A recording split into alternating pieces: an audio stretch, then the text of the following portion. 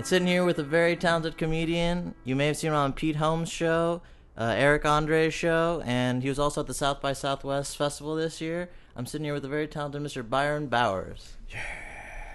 What's up, Byron? How are you? What's going on? Not much, chilling. All those credits wasn't even mine. Did I miss any? Did I get them all? No, you didn't get them all, but no, you did good. Yeah. I was just going to say that wasn't me. Somebody else. I ain't never been to Austin before. They keep turning me down. I thought you did South by Southwest this year. Did I? Didn't you?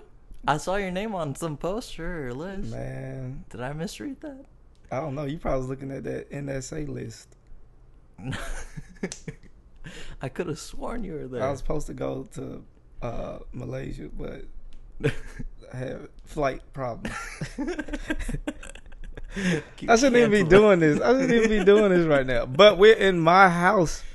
You know what I mean? Which is very comfy. We're in my comfortable little one studio apartment.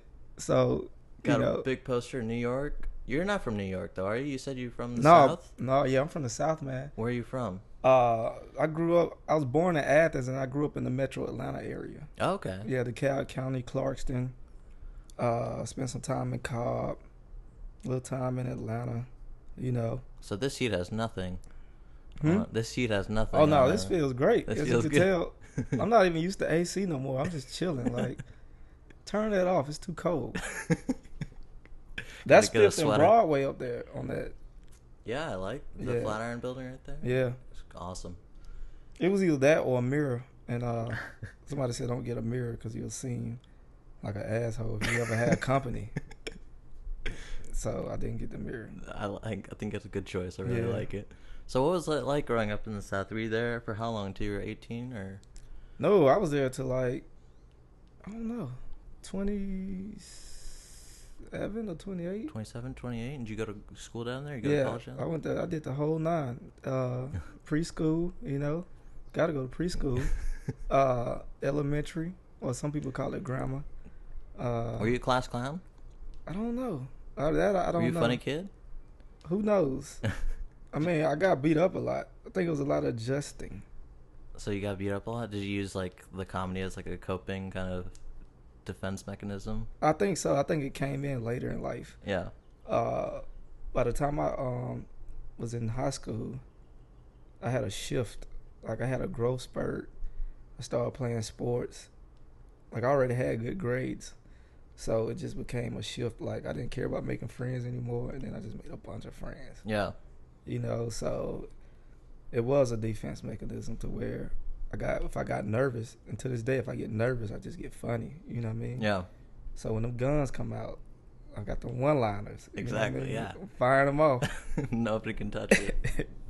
So you grew up, you kind of like, did you have a lot of friends when you were like little? And then there was the basketball and the, you know, being top of the class, that got you a lot of friends, or like? I don't recall.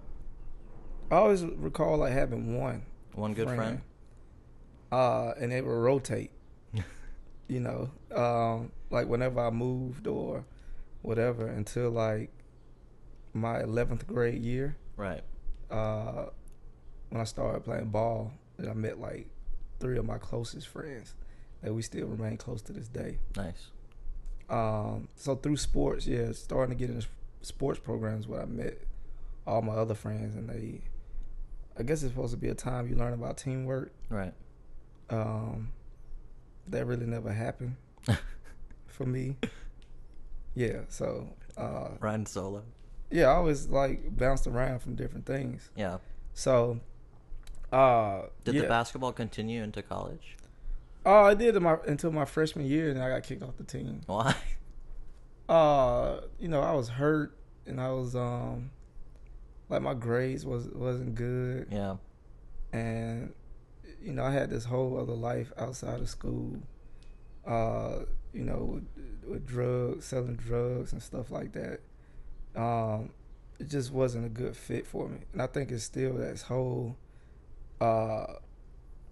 You know, coach didn't want like dreadlocks and stuff like that or Right. facial hair, and I was like wearing dreadlocks and facial hair, you know, because I asked him, you know, I was like, You know, I asked, like, could I grow my hair out? I'm growing my hair out. And he was like, no. And I was like, man, that's weird. Just dreads. Yeah, Listening to a lot I of had reggae. twists. Yeah, I had Smoking weed. twists. No, I wasn't really smoking, you know what I mean? I still didn't really smoke. Yeah. You know, I did move a couple things, moved a couple product, and, you know, just hung out. Like, I had a whole nother afterlife outside of school. So it was an adjustment for me because, you know, I was the first one to go. There was no blueprint of what should be done. Right. And it There's just nobody didn't like fit in. look up to or anything, like see where to go. Yeah, it kinda? was somebody to look up to, but it was the guy who brought me into the game. Oh, okay. It was the hustler, you know what I Right. mean? So before then, I was just a goody two shoes, but that was just my unraveling of, you know, what's actually going on and what life's about. What'd you study in college? I ended up studying like electrical engineering. Oh, nice. Yeah, until my senior year, and then I quit. And once I realized I wanted to do stand up, I went to business management. Okay, that's what I did. Yeah, because I was like, I have to get out. Like, I'm either gonna quit or I'm gonna get this degree. I feel like business is the comedian major. It's like I need to pick something. I don't know what I want to do, but this will be the one way to get out. It's the easiest, like, major. Well, I learned about teamwork there. You know what I mean? Right, working with partners all the time. Yeah, that's the thing. Yeah, but engineer, you work with partners, but it's so much studying and stuff on your own. And then you might come together and build stuff, which I like. But then I also like the fact that I could walk in a room and you're better at this subject than me. Right. And then I just have you do my homework and take those tests for me. Exactly. And then I do the same with the subject that I'm strong at, you know? Right. And I started selling like software illegally and books, you know, stolen books. It's just whatever I can get my hand on, you know what I mean? I wish you were around, man. Books were like $100, like a No, pop. they was 60, you know? They was 60. If they were 150, I had them for 60 because I'm more of a powerful to the people person. Can't beat that, dude. Well, this is what happened. I'm going to tell you what happened. You're like, the original Amazon. I'm going to tell you what happened. I did not know, like my freshman year, I didn't have no books Right. in college because I came from like where the books were provided and free lunch. Right. So I didn't know, like, you know, when you went to college, there was no books, there was no lunch, you know, and these things. So, and some guys who, I had a partial scholarship, some guys on full scholarship get stipend money and all that stuff, and that I wasn't having that coming in, and you know, so I was just like, and the first time I actually really started buying books, especially when I became an engineer, their books are like 150, 180, and then they be like, we got a buyback program, so I'm like, oh, that's good, and then you take the book back, and they like, yeah, here go $30, right? So, you know, that whole thing, I wasn't, I didn't like, and I can't continue to let nobody get me like that. So it's just a thing of, You helped all your friends too. yeah, like, I'm gonna get you before you get me. But I learned, you know, just to not be greedy. So I only take a certain amount of books and sell it to a certain amount of people, depending on the classes we had together. So you were just natural business major from the get-go, even with the electrical engineering. You had that business mentality. I don't think so. I think at that age, the people I was around was major business guys. Like a friend of mine owned his own valet company. Oh wow, Uh, that has a lot of money in it. the guy I looked up to, he owned a strip club, Damn. you know. But I've been blessed. At 19 and 20, they had strip club. Well, one guy had. I met a pimp when I was like 19, and he had like 7 chicks. He was 21. Jeez. And the guy that brought me on, he was like 20. And he was making money. So, you know, and I just came up a different way. You know, I was brainwashed to go and, you know, be like this engineer and stuff. But Right. I'm seeing all this stuff, and then like by the time I think I was 23 and I was actually in corporate and out of corporate, I didn't know what to do because I had already hustled and I had already worked corporate, and I was just stuck. There was just a bunch of places I didn't fit in, Right. even in schools and stuff like that. You know what I mean? So, Well, to take it back like a little bit, like before that, when you were growing up, like in your house, were your parents funny, or did you have siblings who were kind of funny, or like what was like the first like thing that you remember seeing? Was there like a movie or any stand-ups that you saw? I don't know. I remember the Golden Child, Eddie Murphy movie. My dad used to take me to movies, and he would pick up a lot of women, and that was what we did. You know what I mean? Golden Child was before Harlem Nights or after? I think it was before. Before? It was a flop, I heard. But yeah, that was my favorite. It's a good movie. It's my favorite Eddie Murphy movie. And my aunt said when I was like 7, I told her I wanted to be a comedian. Wow. But I remember breakdancing in clubs, just entertaining, you know, in the skating rinks. Right. Not clubs, but skating rinks, which is a club to a child. It was a stage for you. And my uncle was like, you shouldn't concentrate on all that stuff. You should concentrate on your education. And I did. Yeah. You know, which don't make sense because I don't know. He still live with his grandma. With my grandma. You know what I mean? Like, I don't know why I listen to him. You got this nice studio down in L.A. Yeah, like, so, you know. Did something right. There you go. But my father family funny. My mom family, they comedy is different. It's a little more stiff. You know, I say that's the bougie side, but my dad family is just, like, all out. You know, those are the first thing I would see. Like we had a TV room at my grandma's house. And the bathroom was right next to it. You had to go through the TV room to get to the bathroom. Right. And my granddaddy, before he take a shower, he would just walk through that naked, just stand in front of the TV like, what y'all watching? Oh, no. You know what I mean?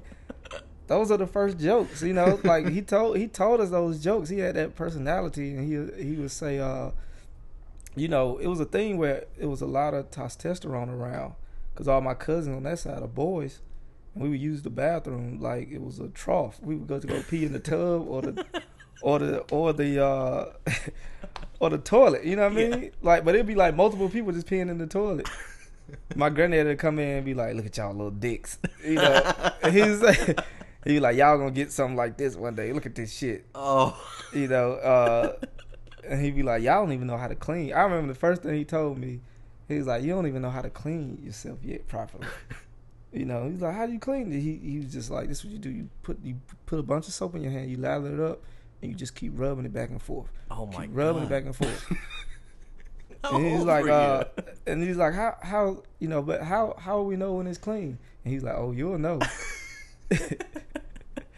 So Grandpa gave an early lesson on masturbation. Yeah. How old were you? Like 10 years old? Something yeah, like I had to be before then, but they was like they real sexual like. That's so we funny. Go fishing and read like Playboy magazine. Yeah. We were kids, you know. So that's just what it was. But it prepared us. You know what I mean? Right. Because I had sex at 10, so I was prepared. You know, that's just what it was. Country. It was kind of a country lifestyle. This is outside of Atlanta. This is Athens, Georgia. So yeah. You know, when you're in the country, things happen differently. Was going to the city kind of a big shift, or you? Yeah, it was a big shift. It was a lot of getting picked on. Yeah. Not knowing what was going on, cause you come in with naivete and you like, "Hey, how y'all doing?" And you're friendlier when you're not from the city. Like warm people usually are not in the city. And the city is cold and you dress funny. Too fast. Yeah, and they let you know. You walk up, you're like, "Hey, how y'all doing?" And they just might slap you. Pow. Oh. Yeah, so they groom you for, you know, you basically groom to have a certain way of thinking and stuff, you know. But you were on the basketball team too, so I'm sure you got, you know, into the groove pretty quickly and became popular and got some friends right off the bat, right? Yeah, but that's like 11th grade. Like prior to then was a lot of whatever, you know what I mean? Even being on the team is cool, but I didn't like play as much. You know, I spent a lot of time working on my freestyle rapping skills on the bench. You know what I mean? Is that what you wanted to do before comedy? Oh, I don't know, man. It's always been drawn to entertainment. Yeah. You know, I remember seeing a Thriller video and stuff like that and just being amazed. And like, yeah, so. But I think, before I did stand-up in college, I actually wrote raps and would go in just a radio station and freestyle. Oh, you know what I mean? So I think I was a part of that world. And I still like rap more than comedy to this day. Yeah. Like I look at rap every day. I don't really look at comedies, even on TV. But I look at a lot of rap. Who do you like to listen to a I'm a fan of trap music. You know, Okay.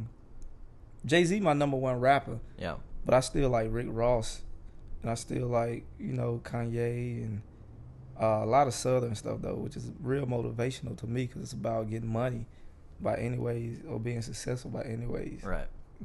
necessary. And I remember that having that feeling, that anger and that ambition to get out and to leave, where I was from. So you wanted to get out pretty quick. Do you want to go like a big city like L.A. or New York right away? No, I think I still had fear. I didn't go too far from home. Like the first, they was trying to get me to go to what's the college in D.C., the black college? Was it Hampton University? Yeah, they tried to get me to go to Hampton. I didn't want to go that far from home, so I ended up going to Tennessee. So Hampton probably would have been a better choice.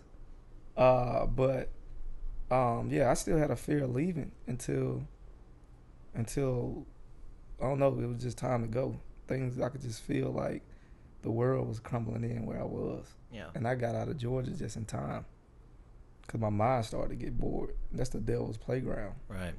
So I knew I wasn't going to work, you know what I mean? And I knew I wasn't going to do whatever. So there's just nothing left positive to do at that time, you know what I mean? So I left. So you said like the first like big comedy thing that you would have saw probably was the Golden Child with Eddie Murphy. And you said you saw Thriller, and so you were around the time of like Delirious and Raw coming out too, right? Yeah, I didn't see that. I remember, I think I was in junior high school. My mom put this disc on my desk. You know what I mean? Which I had a desk already. So Businessman. It wasn't a businessman. It's just like when I look at it, like we didn't have a lot, but we had more than other people. Right. You know what I mean? And I used to do these programs for lower income family when I was a kid, where they would give you jobs.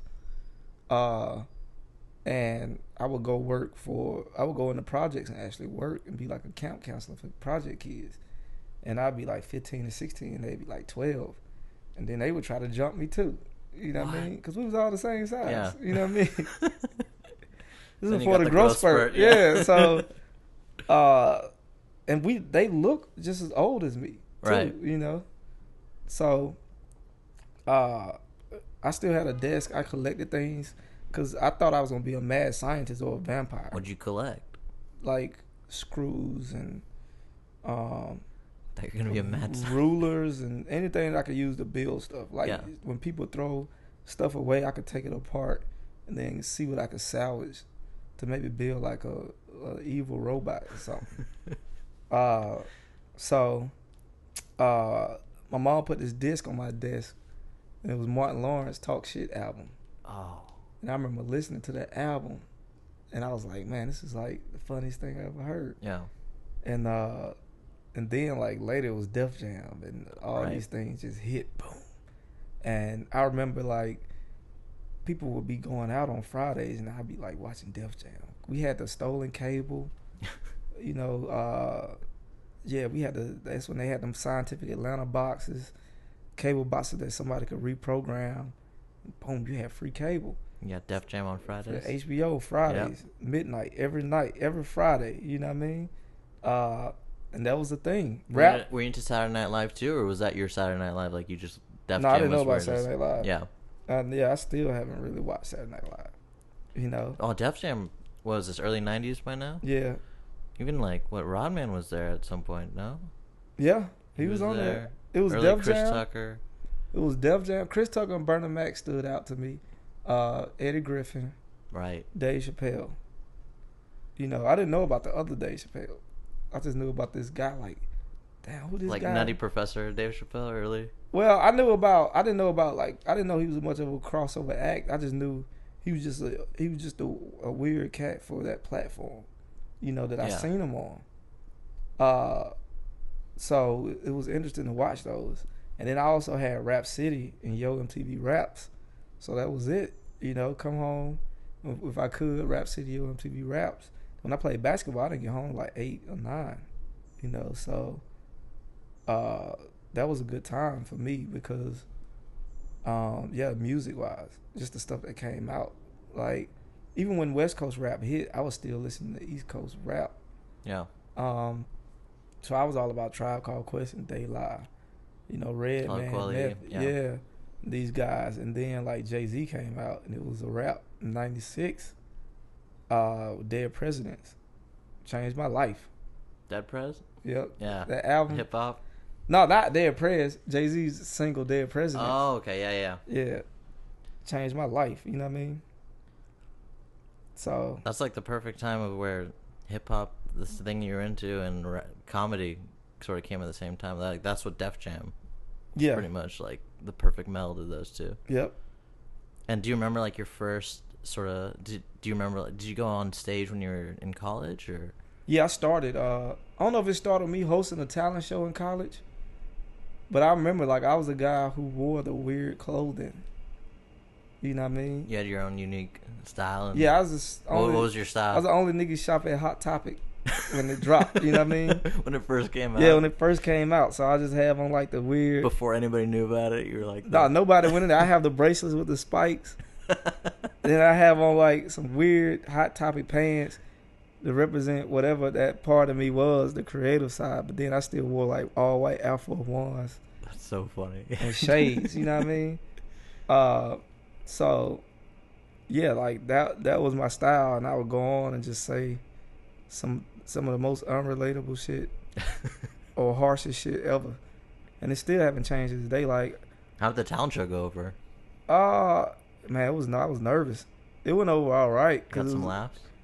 I got a couple laughs, but it was mostly about the acts, so that helped me out. Okay.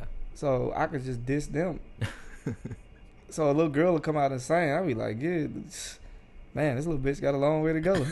And I would be like, oh, like her family just be like, oh, and I'd be like, man, So that was the beginning, which made me want to go, to a comedy club and actually try stand up. And that's what I did. I went to like Uptown, a place called Uptown in Comedy Atlanta. Corner. Yeah, the original one. And I walked in, and they said if you sign up, you could perform. And me and my homeboy who took me up there signed the list. My homeboy Black, we both signed the list. And he's like, "What you gonna talk about?" I was like, "I don't know," because prior to then I just been funny. By the time I was a senior in high school, I ruled. Yeah. Yeah, because going in, I got snapped on so much. I just learned how to snap. I would just sit on the table and just take challenges. And you had all the one-liners just in your pocket. Just talking about people was nothing. You know what I mean? Yeah. Like, did you riff on stage the first time you went up? Yeah, I did. Were you just picking on some people in the front row, or like did you have like any sort of? I wanted to talk about how ugly people kids were, and another subject. I remember just writing that down on a napkin, and I went in and I was like, "How many people got kids?" And it's a black club, so down there everybody clapped. I was like, "Man, some of y'all got ugly kids." And that's pretty much all I had. What, 19, 20 year?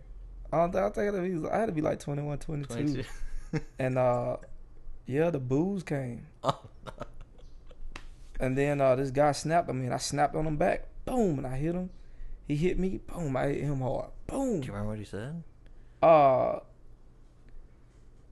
remember he was talking about my clothes. Cause I just you got the Hot Topic on? No, I had just regular, like, I had, I think I had on a black Echo shirt. Yeah. Some old Jordans and my first pair of Jordans, I think. And no socks. And some jean shorts. Probably some Jabot jean shorts.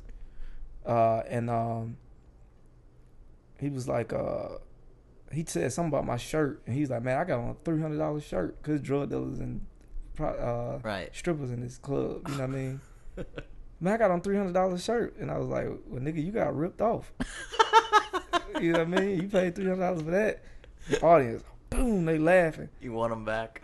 And then he was like, hey, he's like, I got some socks in my trunk if you need them. And then it was just over. The audience was like, oh, boo. The lights went off. The DJ started scratching. And by this time, I'm standing right next to the dude. Oh, my God. You know what I mean? Like, real confrontational. Were you afraid? Nah, but the host came up and he was like, you never leave the stage because on stage you're safe. in case somebody walk on stage, you got security or whatever. Yeah. But once you leave the stage, it's not safe. And the host ripped me an asshole. And I just left. Like, I remember going to the right. They had an exit on the right. And I left because I couldn't find my homeboy. And he had the car already on and running. And he was like, yeah, man, I heard them booing you from out here. You know what I mean? God. And, yeah, it was a long ride home. And I was like, I won't do it no more. So did you take like a long break in between that first set and going back up? Yeah, I think it was like 2-3 years. Wow, okay. Yeah. Were you just like afraid of it, like getting booed again, or you just... Yeah, I was just like, it is nothing. Like, this ain't me. Yeah. Yeah, it's not me. You know what I mean? So what were you doing in the meantime, like those couple years? Just kind of like trying to find what you're really into? I think I was still working at the time. I just started working corporate, and I just wasn't doing much, just trying to survive and dealing with like home life, which is crazy. That's kind of where I'm at too. I just came out of college, and then San Francisco was really like easy to do open mics and stuff. It was really like welcoming. You could sign up your name and just get on stage. Here, I go to the comedy store on Mondays. You know, there's like 60 people. Yeah. 15 people get picked. So I'm just like super intimidated. Back at home, mom and dad, you know, like, hey, you need to go get a job, and just looking everywhere. So it's like this weird limbo. Well, fortunately for Atlanta at the time, you could just sign up and get up, because I didn't know, because I never been to a comedy club before. That was my first time in the club. Right. It's kind of set up for you to get booed. Oh, So, yeah. of course, they're going to let you on stage. You know? Is it to make that like MC look really good? And Well, the audience, like, booing somebody is fun. right. You know? Is it like the East Coast where I hear like if they don't like you, they'll let you know, and if they really like you, they'll let you know, kind of a thing? Yeah. Don't get me wrong. They like you. They'll throw money at you. Right. Like Yeah, if they so, really like yeah. you, they'll let you know. They'll stand up and let you know. Do you find it? I mean, how often do you go on tour the East Coast a lot, or No, not really. They still don't like me. really? I mean, like, maybe in New York, they sensitive, you know what I mean? Right. To some of my material. But I'm more, like, I got the confidence now. Like, all that bullying and booing, if I get booed, I just get cockier.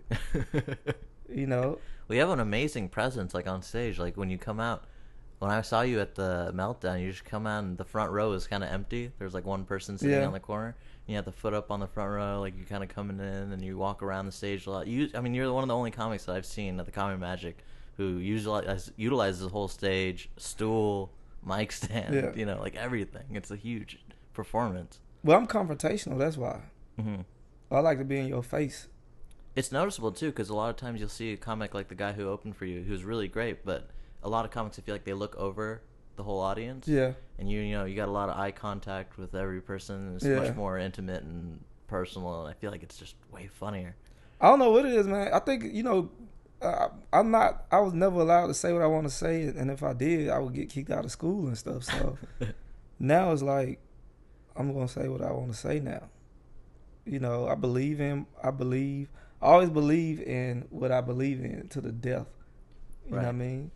Well, that's the thing with your material. Like, it kind of reminds me of like Chappelle and like Carlin or something like that, where you'll sort of start off a topic, and it's a little controversial. Like I remember your set, you talked about, like you're just like gender, or like you retard, and how you say mentally challenged is worse than the word retarded. Yeah. And you set it up where you're like, the word retarded isn't that bad.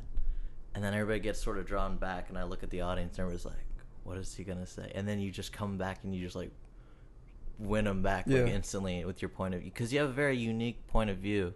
I don't know what it is. Very funny. I don't think so. I think so, because you're dealing with subject matter that's not every comic wants to touch, necessarily. You're not just doing, like, you're not doing observational, my refrigerator, airline jokes, or whatever. Like, you're doing cultural stuff. But I still realize, it's a fear in that. That's why. You think you have fear in those topics? As much as unafraid I am on stage, I'm still afraid. But the confidence is there, though. Like, Yeah, but that's because the stuff I talk about is hiding the real thing. You know what I mean? Like, I'm talking about retards and why the word retard is not, the changing of it, or the word mentally challenged sounds worse than the word, retard, is because I'm really saying that, African Americans sound worse than the word nigga, you know what I mean? Right. And all these things, you know what I mean? So these are things that I've lived or I've seen, and they like making their way out. They finding their way out. Yeah. Because if it was up to me, I probably would just do clean comedy now. But I have all this stuff that has to get out. Like, it's just boring. Like, it reminds me of like when you about to throw up. You know what I mean? You don't want to do it, but it has to come. Yeah, it's an uneasy thing in your stomach, Right. So until I get to the point where I am talking about the word nigga and the changing of it, then I think it'll be more at ease. No, I definitely picked up that tone when, because after that you said, why do we call redheads gingers and stuff like that. So I definitely got that, and that's why I referred you to Chappelle, because I feel like it's a lot of the same sort of, you're not just dealing with, you're dealing with a lot of intense like cultural subject matter that's important to you, and like a lot of people will get drawn aback by a little bit, but instantly they'll pick up and sort of connect and relate to it. I feel like nobody know if you take gingers and rearrange the words, it's just niggers.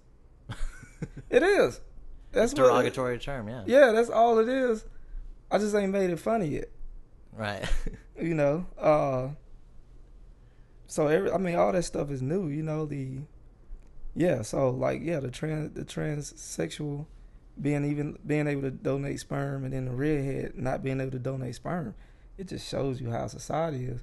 But that's like me saying, like, growing up in the Bible Belt, where people be like, as a good kid who didn't curse or anything, right? And the people who told me not to curse cursed, or people telling you should date a good girl or find somebody you like, didn't find nobody they like. They brought home,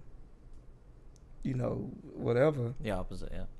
And people who told people they love them killed them, So it's a lot of that, whatever that's in there, that I still have to learn how to, I guess, deal with, and then get it out and get rid of it. You know what I mean?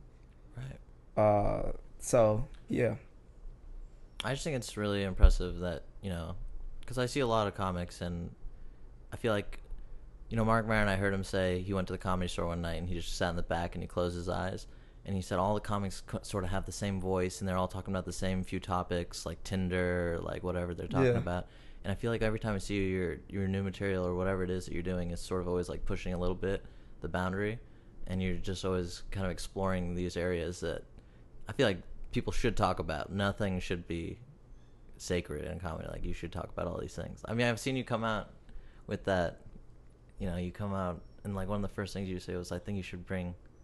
When are they going to bring slavery back? Because I'm tired of looking for a job or something like that. Yeah. That's a great bit. And I feel like when you say that at a club like Comedy Magic, everybody gets tense real quick for a second.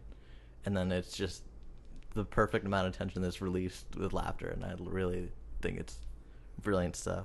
I wrote a bit like that, like, maybe like 8 years ago.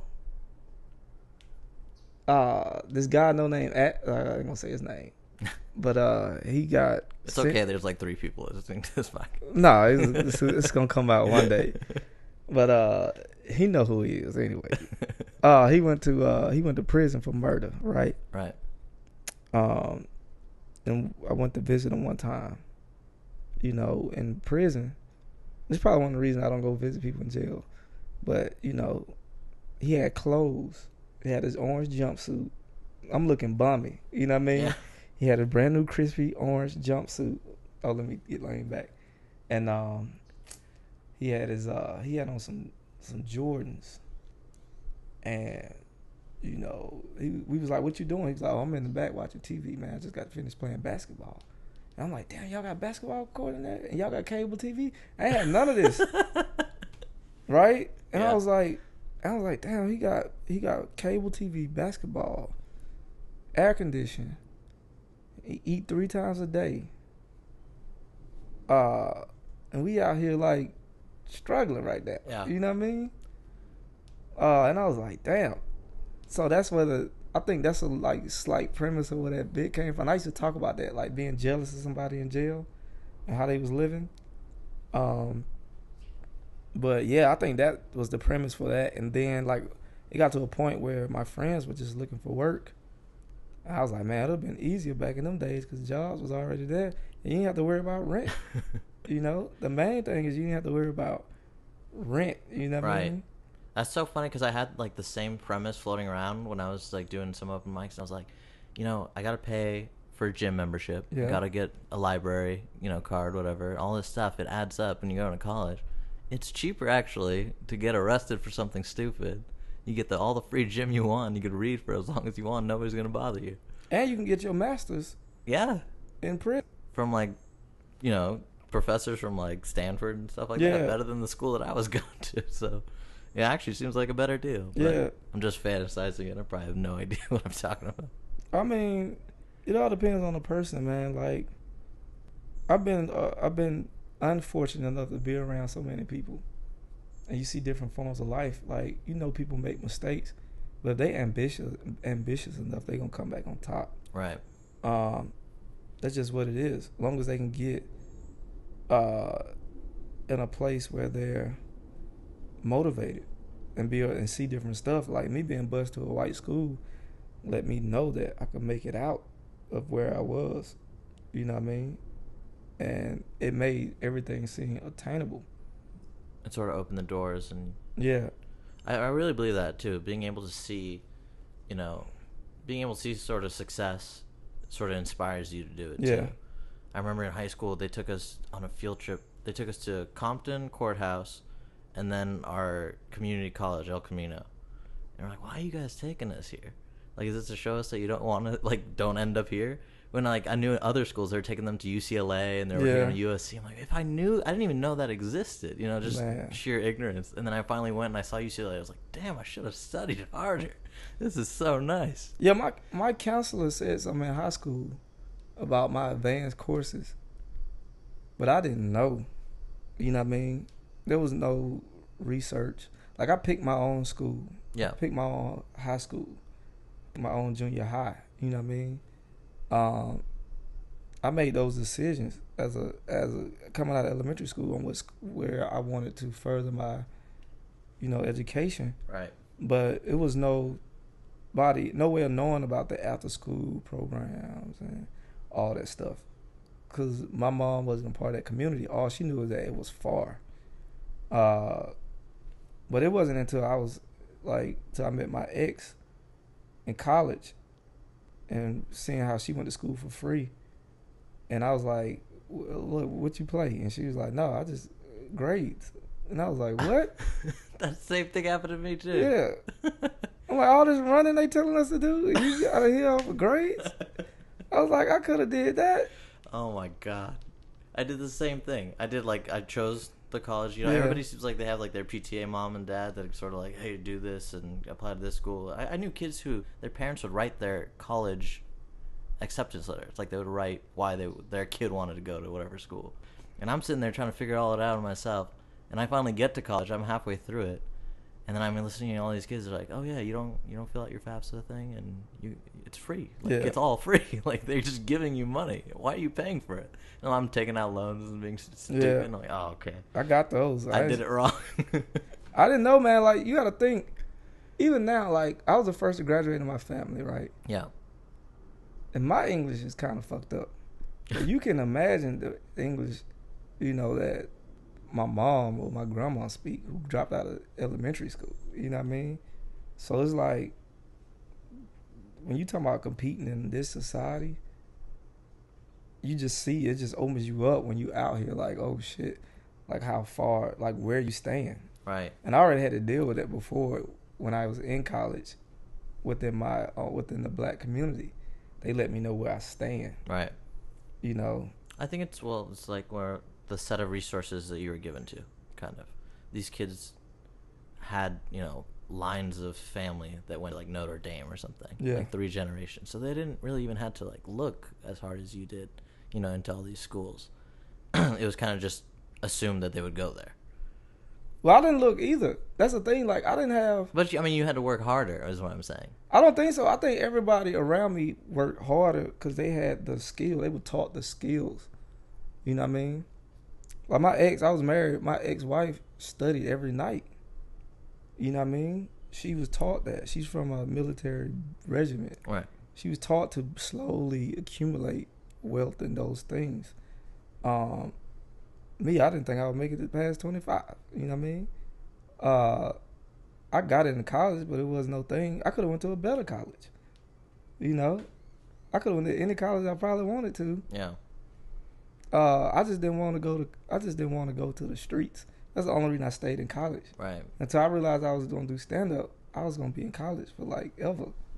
I knew I wasn't going to work, but that's a bad mentality when you think about it.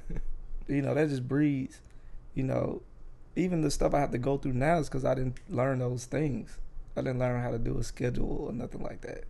Showed up to class whenever, left class whenever. Yeah. I could be there 5 minutes and be like, this ain't it for today. I'm good. I'm good. But just off talent, you know what I mean? I graduated off talent. Yeah. You know,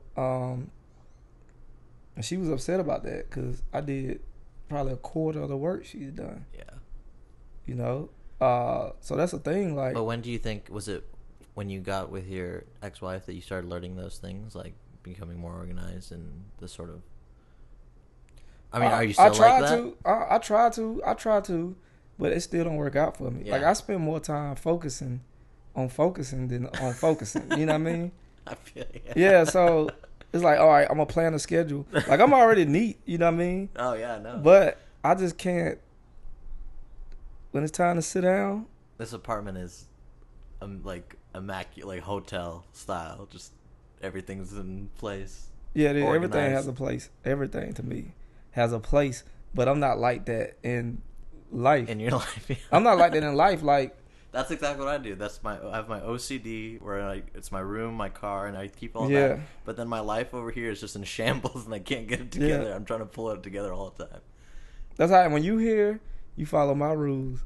But when I'm out there, I follow my rules. Right.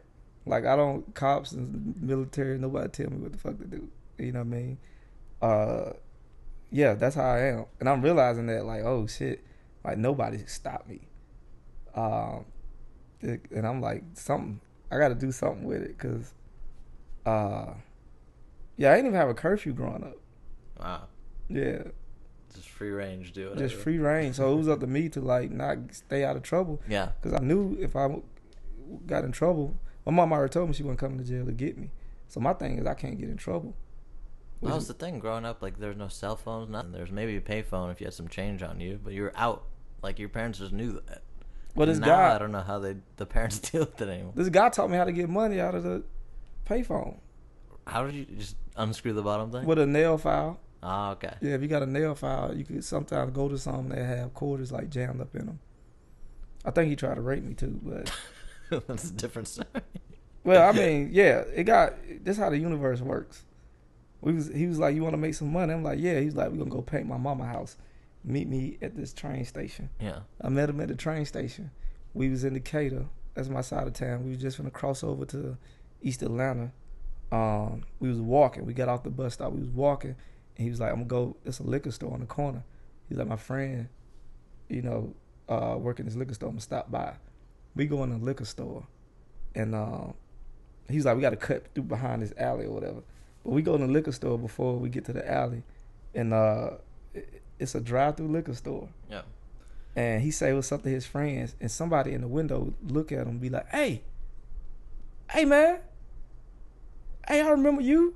He's talking to his friend. He's like, hey, man, that's that motherfucker trying to rape my little brother. Oh, no. And everybody in the van was like, what the fuck? You know, because this is the South. This is still this is still gay bashing, like, whatever. You know what I mean? So you're just caught up in the middle of it? And then he looked and he was like, man, I don't know what these people talking about. Oh, my God. He like, let's get out of here. We left. We about to go through the alley, and the van pulled up, like drive-by style. And when the tire screeched, I froze. Like, I ain't never been so shook before in my life, though I couldn't move. And he was like, hey, shawty. And he was like, not you, little shawty. You.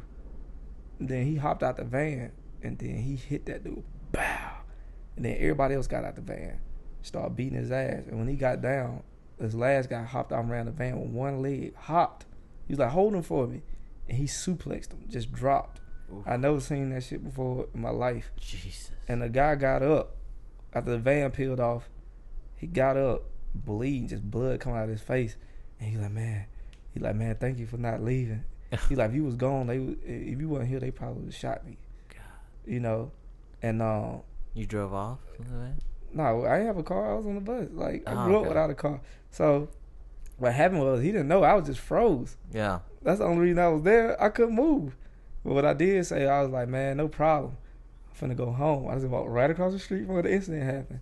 Got on the bus and you could just see me looking through the window, looking at him as the bus pull off. It's traumatized. Yeah. Well, like, to fast forward a little bit, you said you took a couple years in between the first time you hit the stage and the next time. Was the next time still in Atlanta? Yeah. Yeah. And do you remember how that set went? Was it? Oh, that set was beautiful. Yeah. It worked once, and then it was all booze from there. So wait, it did well, and then it was just it all did booze extremely after that? well, and then it was just all booze. Oh wow! Then I quit. I quit again. When did you quit? Like a year after that? Nope. A little bit more. Yeah, probably 3 to 6 months. In. Why were you getting all these booze? Were you just picking on people in the crowd? No, it was the material, man. I remember this time I wrote some jokes. Yeah. And I remember the first joke I opened with was like, I recently went to church, you know, and the show was on Sunday, so it helped. You know, that's an easier applause. And this is me trying to pander now. Yeah, I went to church today, man. With the church crowd in the group. And everybody clapping, you know what I mean? And I was like, yeah. I'm older, so I go to church for different reasons. I was like, when I was younger, the reason I went to church because my parents made me go. But now that I'm older, I go to church for the right reason. I go for the hoes. And then when I said that, man, that one night it hit me. Every other night it was just so rap. Oh. And then another joke, I was like, okay, that joke don't work. And then I went back, and then I was like, man, I recently got caught looking through somebody's window. That ever happened? And I was like, I went around to the window, saw the lady was drying off with a towel. She was fine. I started jacking off. And then she saw me. She was like, boy, what the fuck you doing? I was like, mama, I locked myself out the house. I just came to the window to tell you to open the door, but I forgot to yell. Oh, in the black audience, they booed the shit out of me. Do you remember the first set that, like, the first joke, that really, like, just clicked right away and you knew it was going to get laughs every time? Like, your first really, really good joke that you did. I don't know, man. You don't remember that? I really don't remember because... Well, how do you write? Do you write mostly on stage? Kind of... No, now I do, but I didn't at first, which calls for a lot of overthinking the audience. You know? And when you're a person of intellect, like, my set changed after I graduated from school. Stuff I talked about, my life changed. Like, I wasn't even... It was a drift in the community I was a part of. Nobody else had graduated that I was cool with from college. Right. So I did it for us. To me, in my mind, like, it looked what we could do, but it had the opposite effect. It caused a split, you know what I mean? Well, it's also like, you know, the crowd is maybe a little bit older and they're listening to a kid who's like 22, 23, and he's talking about, you know, all these, like, sort of big things.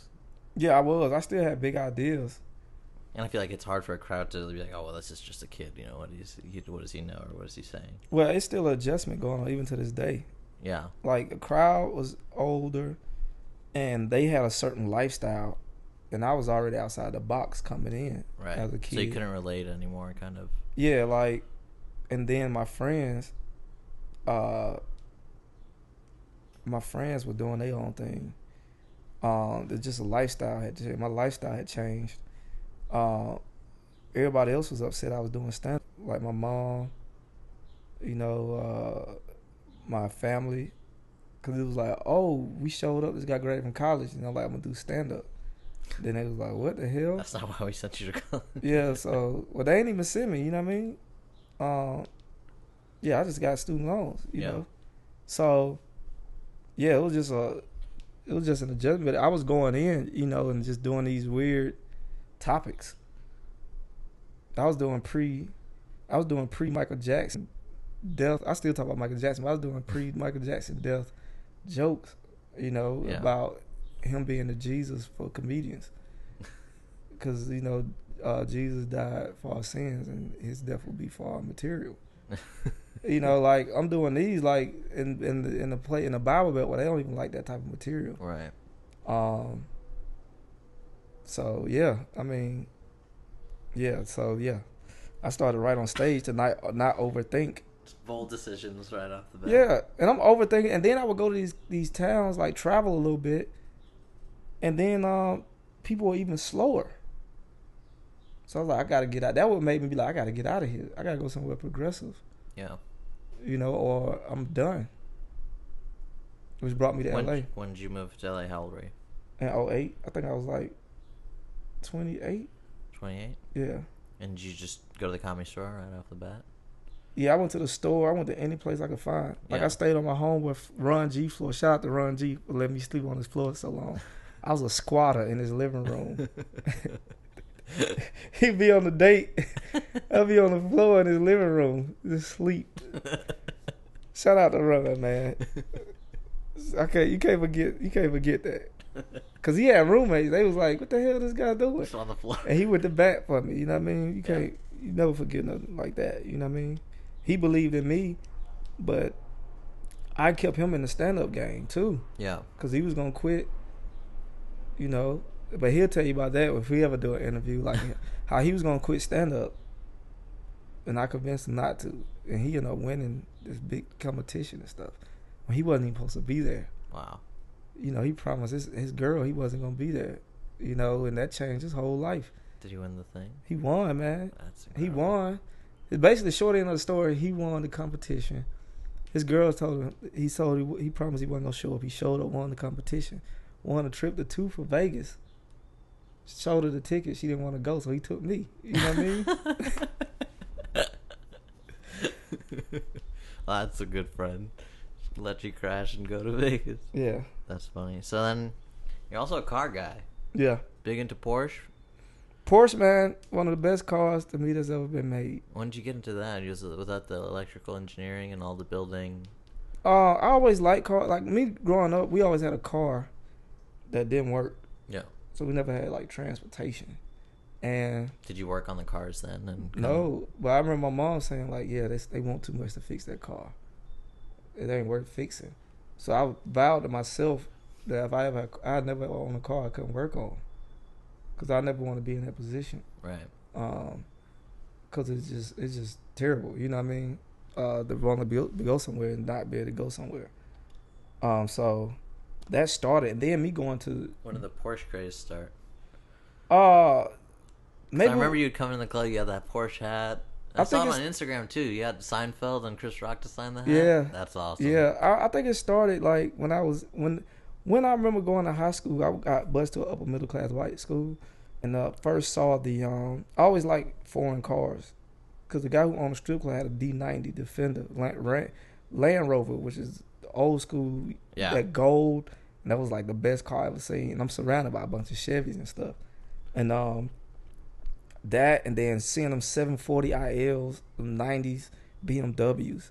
And then the rare car I would see at the time was the 911. I'm like, damn, what is this? It looked like a V-Dub, but it wasn't. And then by the time I got here, where Porsches are accessible, in Cali, there's a bunch of them. Yeah. I really started to like them. Is 911 your car or Spider? It will probably be the 911. 911 turbo. The 911 history, man. Once you start getting into like the engineer, like Ferdinand Porsche, who created that car, along with a bunch of cars, a V-Dub, and working for Hitler, working for Mercedes. Yeah. And you see the type of engineer he was, because he was kept back too. He wanted to be an engineer, but his dad was like, "No, you work in the farms with the family." And they lost power. He powered the whole house off batteries, And his dad was like, "Maybe you should try this engineer thing." And then sent him off to like Germany and stuff. And like I could feel like some of his pain. And that's what got me into it deep, amongst a bunch of other supercars like Coincineg, and you got the Bugatti Veyron and all these other cars. Right. So then watching Jay Leno build his cars, and Seinfeld with his thing. Did you talk to Seinfeld when he signed your hat? Because he's a Porsche guy too. Yeah, he had a wagon. He had a Benz wagon diesel, which come to find out is his favorite car. Like Really? we only had to choose one, he would choose The that. Benz wagon diesel. That like Seinfeld's a 85, I think he had. It was in mint car? Oh condition. my god! Wow. And Doesn't he have like a hanger of Porsches that he could choose from, and he yeah, chose that car? that's the car he chose. And I had mine was a 944 83. And I worked on that myself, so it is a good solid car once you get into it. Yeah. It's a good car. That's awesome. You're just talking Seinfeld, some cars, and Yeah. you ever bump into Leno at Comic Magic or anywhere else? No, I didn't. I got to go get him to sign the hat. Yeah. But I think he would be difficult to talk to. Well, maybe no. He's actually really, really like super nice and down to earth. Like he's amazing. Well, when they had me there, when I went to see him, they didn't allow me in the back. Yeah. Well, they kind of like protect him in the back there. Yeah. And he's only there for like he just comes on and does the set and Then leave. yeah. So I had to catch him like. But I've heard if you like if you're a comic and you like ask him to go see his garage, I think he's like, oh yeah, I'll stop by. That's what I want to do. Yeah, I'll stop by my garage. Him and then it's a guy down here, Urban Outlaw, Magnus Walker downtown. Oh. Which is one of my favorite parts about being in this area. Yeah. Because I know I might catch him one day. He comes out like late at night with his Porsches. He got like 16 of them. Damn. And he just like Just tearing them down the street. yeah, like I want to catch him like out. I wish I had my car and I just catch Race him out. yeah. No, I want to chase him down like the Road Runner and like the Coyote. Like I want to be on top of a building and spot him, and then hop in my car and just go after him. It's just a weird fantasy I have. A few more questions. So you weren't at South by Southwest this year. That was my. No, I was there. You were there. Okay. Yeah. Just messing with me. I did 9 shows. 9 shows. Wow. Were you with who? Were you with the Comedy Bang Bang group, or were you just doing your? How was it set up? I just You're had friends different. with Hannibal, right? Yeah, I So- just had different shows booked. It started with What's Rooftop. that like? Is it like just different venues and big stages? Or? Man, it's little stages, independent shows. Some of them big. I think I had 4 shows the first day. Wow. Starting from what time? Like 1 in the afternoon or something like that? I think it started at 4. I checked in at 3. Sat down for 20 minutes and then just went over 2 hours of sleep and knocked them out. I did Comedy by the Living Room. I did I don't know. Did I do Meltdown there? The Nerdist was there, right? Yeah. Yeah. All those guys, Hardwick. It was a bunch of shows, man. Did you meet any of those guys? So your buddies with Hannibal Rest. Yeah, it was fun. Once Hannibal got there, I felt more relaxed. Yeah. Cause I don't know if I'm that antisocial, but when I'm around a That bunch guy's of people, so funny.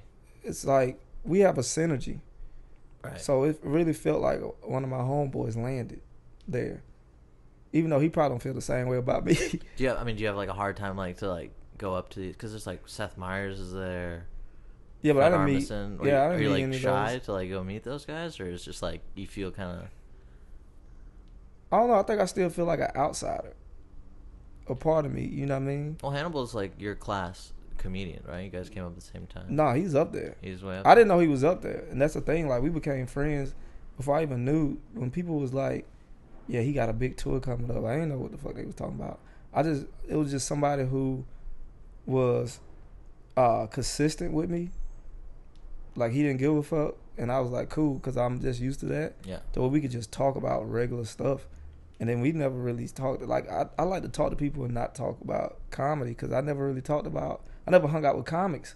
Right. In Atlanta, like my homeboy, they would flip cars and be into all type of other stuff. Do you know? hang out with comics now more? You think, or 'cause I heard it's hard to hang out with like your regular friends once you become friends with all these comics. And I hang out with them a little more, but to me, comics like they some of them like swagger jack. You know what I mean? yeah.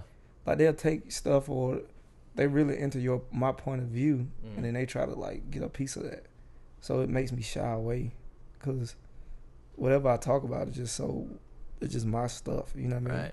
And that's one thing I don't run into with HB. You know, because he's his own entity. You know what I mean?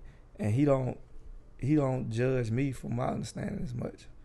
You know. I mean, you both have one of the most distinct, I think, like points of views and just voices, I think, out there. Yeah. You know, I know when Byron's on stage, I know when Hannibal's on stage. But and you also did the Pete Holmes show like a few months ago. Yeah, Pete Holmes. That was fun. That was fun. That was a fun show. That was one of my funnest TV spots. Yeah. Yeah, that was like doing a set, and the audience was so good, and I was so. It's a small room, yeah. Yeah, it was. Maybe like 200, I think. What's it like? Because I mean, Pete's doing his show. He's kind of like warming you up, warming the crowd. Oh, he's doing a regular show, which I wasn't paying attention to. Just like a regular comedy club. Yeah. And then they be like, okay, you walk down, and there's nobody saying, thank y'all, good night. That was like one of the best sets I've seen on that show. And I didn't have time to prepare. I just reacted when I walked on stage, you know. So I was so present, and that's what made it fun. And there are a lot of great improv between you two. He's such a great improviser. Man, he's great. Hit the either or, you know, and all those things, just riffing back and forth. Yeah, I didn't know what I was in for, but I let him have it. I'm like, this is your thing. Are you buddies with him before? Like, do you see him around? I didn't see him around as much. You know, he was already established when I got here. Right. So he, to me, in my eyes, Peter's like, oh, hey, he's funny, and then that's it. Yeah. Yeah. So we'll speak and shake hands, and that's it. It's very cordial. But no long conversations. You know what I mean? He seems like a nice guy, though. He's nice, but you got to be around people to really get a feel for him. You know? Like Kamel and Jonah and those guys, I'm like around them. Like when I'm there, when I go to Meltdown and hang. So we got a rapport with each other more than a bunch of other guys, you know. And you're friends with Eric André, too? Are you on the new season 3? Yeah, I'm on season 3. Okay. Yeah, I'm cool with Eric because Eric is himself. That's a great show, too. How many episodes are you on? I'm just doing one. Doing one episode? Yeah. Was it fun? Did you already do it? Yeah, I did one bit. It was fun. It's fun? Yeah. That show's crazy. It's crazy, man. I mean, how do they even shoot that thing? It's a lot of, like, post-editing, right? Like, just non-stop. It's a bunch of bits, man. Were you in a sketch or were you on the panel? I did a on the street. Oh, okay. Joke. Nice. You know, and I'm doing a bird up segment also. Okay. So, you know, that's his genius. All that stuff that comes out of that's his genius. He sit down and his writer, they think about those things and that point of view is so unique. I feel like I only get 40% of it. You know, I haven't done the drugs yet. Yeah, those shows, I love those offbeat shows like that. Tim and Eric. Yeah, those are so because they're so unique. You know that nobody's made this before. It's 100% original. Like and touring with, I did the tour. It just makes what I do so boring. And that's the level I want to take whatever I do on. You know what I mean? Are you into that abstract sort of like? Yeah, a piece comedy? Of me is. Yeah. Yeah. A piece of me is. You know. How long do you think it took you to find your voice, kind of? Because you say you want to do clean and you want to do I don't raw think I'm and still, abstract. Yeah, I still don't think I'm looking? there. I still got a piece of it. Yeah. But I don't think I'm fully there yet because I could do so much. That's the only thing about being universal. That it's all a blend. You know, when you look at certain bits, especially if I do like that museum bit and tie it to, you know, being profiled in the art museum and the guy selling this type of art on the street. I love like it. It's just a blend of like all the genres, you know. And you're always referring back to the 1700 Baroque period. Yeah. A guy on the street trying to sell a Baroque painting, you know. That's such a great bit. All right, last thing. If you were to predict your own success, if somebody in the studio is supposed to come and give you like a check, just a blank check, where do you think you'd go? Do you think you'd do a TV show, TV series, or a movie, or what are you into? What do you think you're going to do like 10 years from now? Man, I think 10 years from now, I think I would still be on stage, but I would have been in like movies or television or something like that. I saw the Venice Love Story, that short film you did. Oh yeah, that was really funny acting too. Oh yeah, thank you. Do you like acting? I mean, it's fun. I just don't like auditioning or nothing. I don't really do that. I'd rather like get that phone call and then work it that way. But the city don't work like that yet.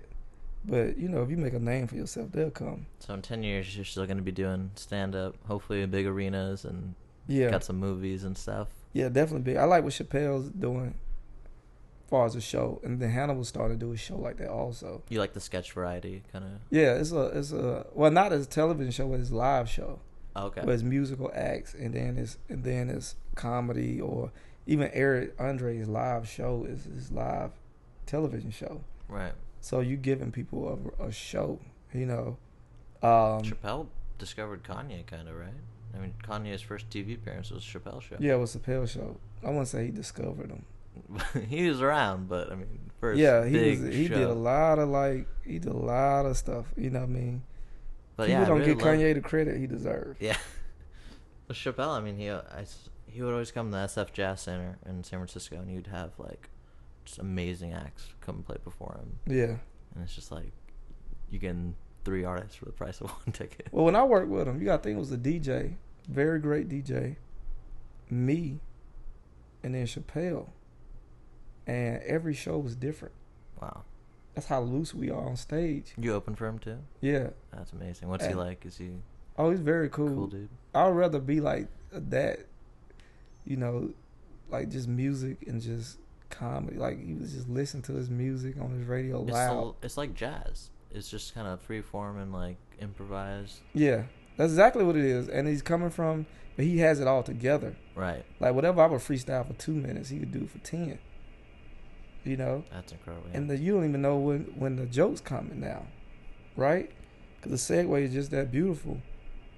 And then it's like he's at a rock star level, because you would go do a show and you would eat great food, great shows, great music. At the end of the day, DJ still there, you know, playing music, you know. So, and having great conversations and people around. And I don't know if I was supposed to ask him about the game, stand up, but I didn't. We just talked about other stuff. Nice. You know, just other different topics. Where you sitting at a table and you having a meal with people.